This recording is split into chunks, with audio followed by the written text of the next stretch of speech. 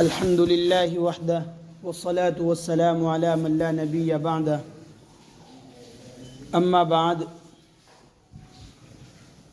فقد قال الله تبارك وتعالى في كلامه المجيد والفرقان الحميد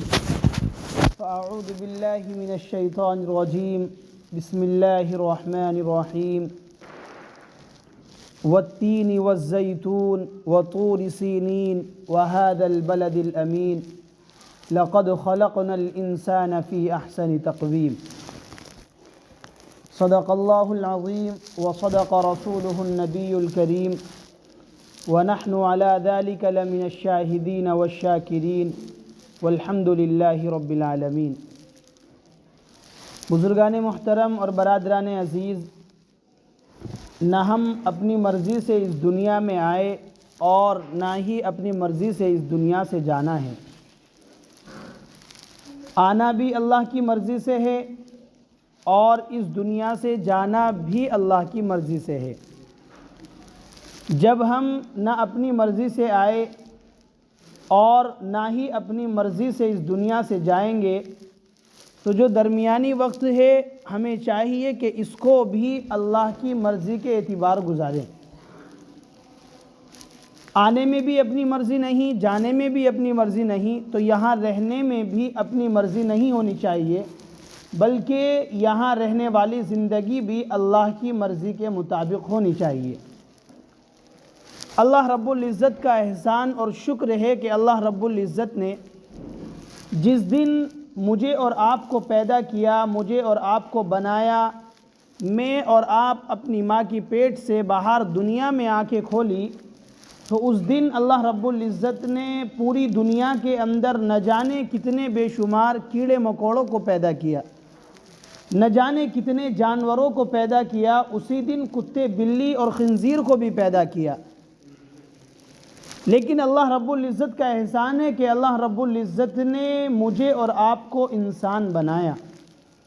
اور جس دن میں اور آپ پیدا ہوئے تو اس دن بھی دنیا کے اندر نہ جانے کتنے انسان پیدا ہوئے۔ کسی انسان نے عیسائی ماں کی گود میں جنم لیا، کسی نے یہود ماں کی گود میں جنم لیا، کسی انسان نے کافر ماں کی گود میں جنم لیا۔ لیکن میرے دوست، اللہ رب العزت کا احسان ہے کہ جب ہم نے اپنی آنکھوں کو کھولا تو ایمان والی ماں کی گود میں اپنی آنکھوں کو کھولا۔ اس ماں کی گود میں اللہ رب العزت نے ہمیں جنم دیا کہ جو ماں ایک برسوں سے کلمہ پڑھتی ہوئی آ رہی تھی، اور وہ ماں ہی نہیں بلکہ خاندانی اعتبار سے کلمہ پڑھتے ہوئے چلا آ رہا تھا۔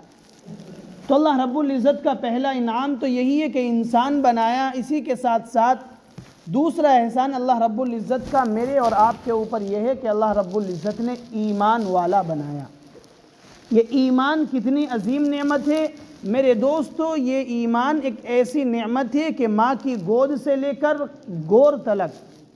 گور فارسی میں قبر کو کہتے ہیں،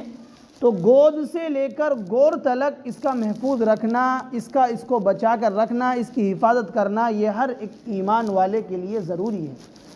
اور یہ کتنا ضروری ہے ایمان کی حفاظت کرنا، آپ اس سے اندازہ لگا سکتے ہیں کہ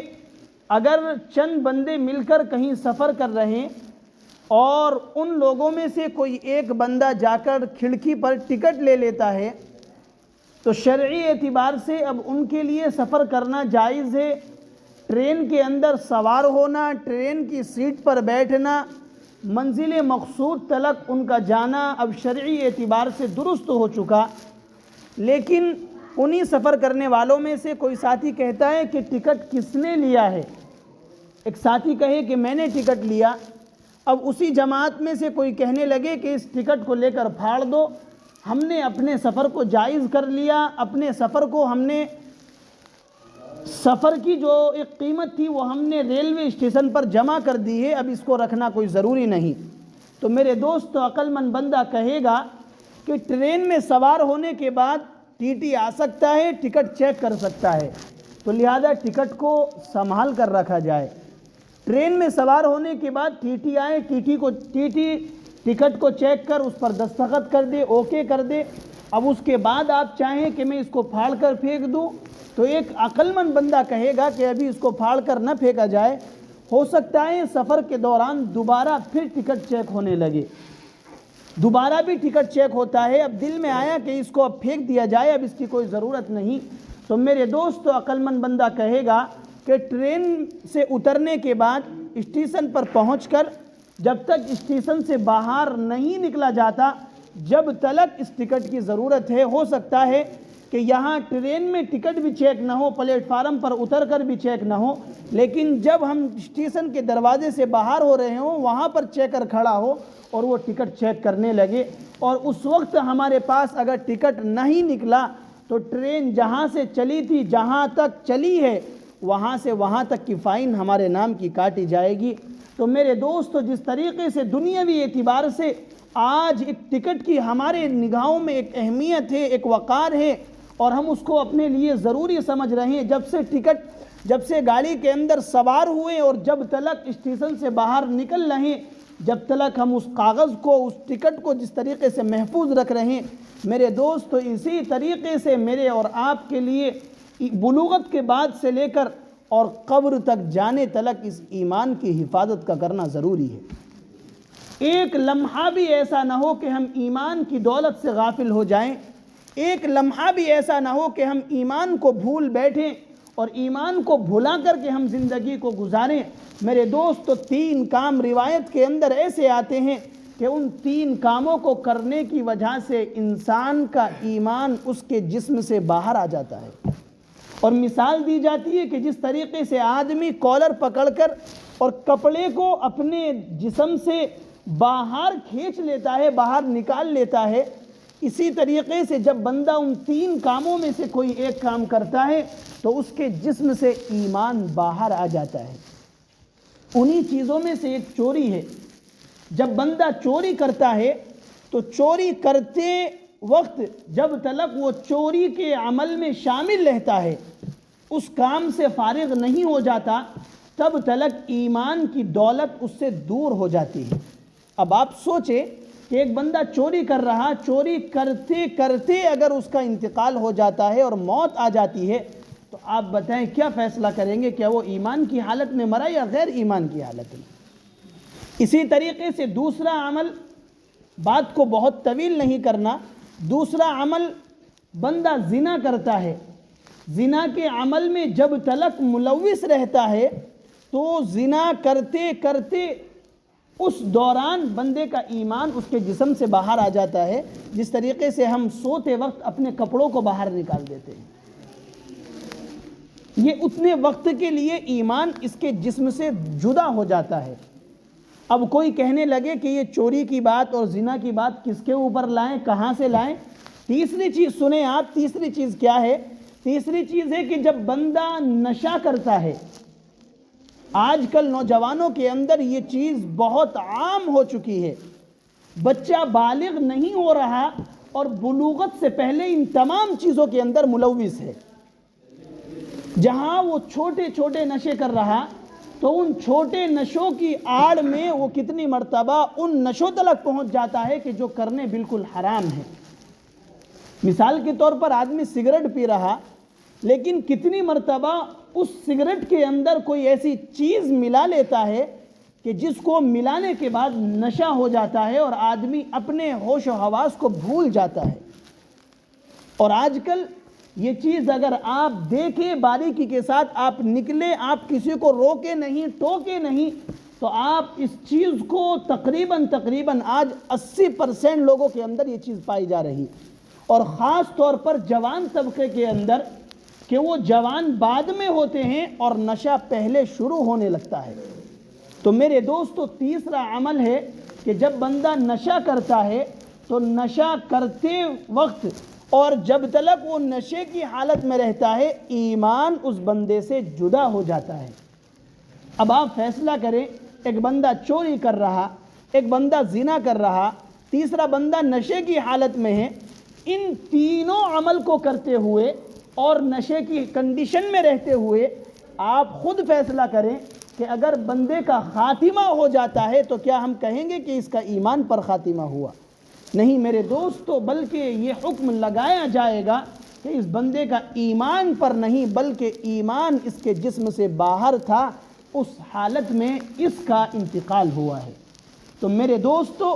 ہمیں اس ایمان کی حفاظت بلوغت سے لے کر، ماں کی گود سے لے کر کے اور قبر تک جانے تلک اس ایمان کی حفاظت کرنی ہے۔ آج کل اگر ایک بندہ دوسرے بندے کے اوپر کوئی احسان کر دیتا ہے، کوئی پڑوسی اپنے پڑوسی کے کسی دکھ درد میں کام آ جاتا ہے، تو بندہ اس کا احسان نہیں بھولتا۔ بندہ کہتا ہے یہ میرا محسن ہے، اس نے میرے اوپر احسان کیا، میرے آڑے وقت میں یہ بندہ کام آیا۔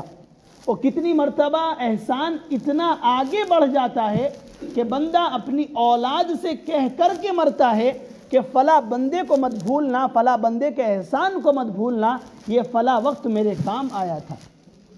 بہت اچھی بات ہے آدمی احسان فراموشی نہ کرے، لیکن میرے دوستو، میرے اور آپ کے رب سے زیادہ کس کے احسان ہو سکتے ہیں؟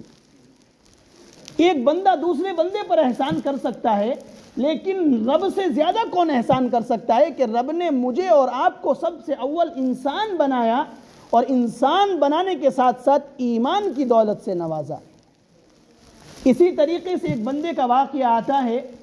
احسان کے اوپر بتا رہا ہوں، ایک بندے کا واقعہ آتا ہے کہ وہ فقیر تھا، پیشے سے وہ مانگنے کا کام کیا کرتا تھا۔ اپنے ایک جانتے ہوئے کے پاس پہنچتا ہے، اور پہنچنے کے بعد کہتا ہے مسجد کے اندر دھوپ کا کوئی اتنا معقول انتظام نہیں، جو وضو سے فارغ ہو رہے ہیں وہ آگے آتے رہیں، آگے آتے رہیں، جب انشاءاللہ زینہ بنے گا تو اوپر جا کر کے بیٹھنا، بہت اچھے انداز سے دھوپ ملے گی، لیکن یہاں پر ہو سکتا ہے آپ تک آواز پہنچانے میں خود مجھے بھی پریشانی ہو رہی ہو اور آپ تک آواز صحیح پہنچ بھی نہ رہی ہو۔ آپ مل مل کر کے صفوں میں اس طرح بیٹھ جائیں کہ جب خطبے سے پہلے سنتوں کے لیے کھڑے ہوں تو اس میں پریشانی نہ ہو، مل مل کر کے بیٹھ جائے، پھر کاندھوں کو پھلانگ کر دوسرے کو تکلیف دے کر آپ آگے آئیں، وہ درست نہیں ہے۔ تو آپ مل مل کر کے بیٹھیں اور پیچھے بیٹھنے کی آپ یہ ایک ماحول نہ بنائیں۔ تو وہ بندہ اپنے کسی متعلق کے پاس جاتا ہے اور اس سے سوال کرتا ہے اور کہتا ہے کہ مجھے 10 روپے دے دو۔ وہ کہتا ہے کہ کرنا کیا ہے؟ تو وہ کہتا ہے کہ مجھے نشہ کرنا ہے۔ یعنی ایک فقیر ہے، مانگنے والا ہے، آپ یہ دیکھیں کتنا بے تکلف انداز سے وہ مانگ رہا، یہ کہہ رہا مجھے اتنے پیسے دے دو اور اتنے پیسے مجھے نشے میں استعمال کرنے ہیں۔ وہ بندہ کہتا ہے کہ دیکھو، اگر آپ کو کھانے کی ضرورت ہوتی تو میں دیتا، آپ کو کوئی چیز مشروب پینے کی ضرورت ہوتی میں دیتا، لیکن نشے کے لیے نہیں دوں گا، جاؤ کسی اور سے مانگ لو۔ تو کہا او اللہ کے بندے، کھانے اور پینے کے لیے تجھ سے سوال کیوں کروں؟ کہا کہ کیوں؟ کہا کہ کھانے اور پینے کی ذمہ داری تو میرے رب نے لے رکھی ہے، لیکن نشہ کرانے کی ذمہ داری میرے رب نے نہیں لے رکھی، اس لیے تجھ سے سوال کر رہا ہوں۔ یہ بندہ کہنے لگا اس کا ایمان کیسا ہے، یہ نشہ کر رہا، فقیر ہے پیشے سے، لیکن اپنے رب پر کیسا ایمان ہے۔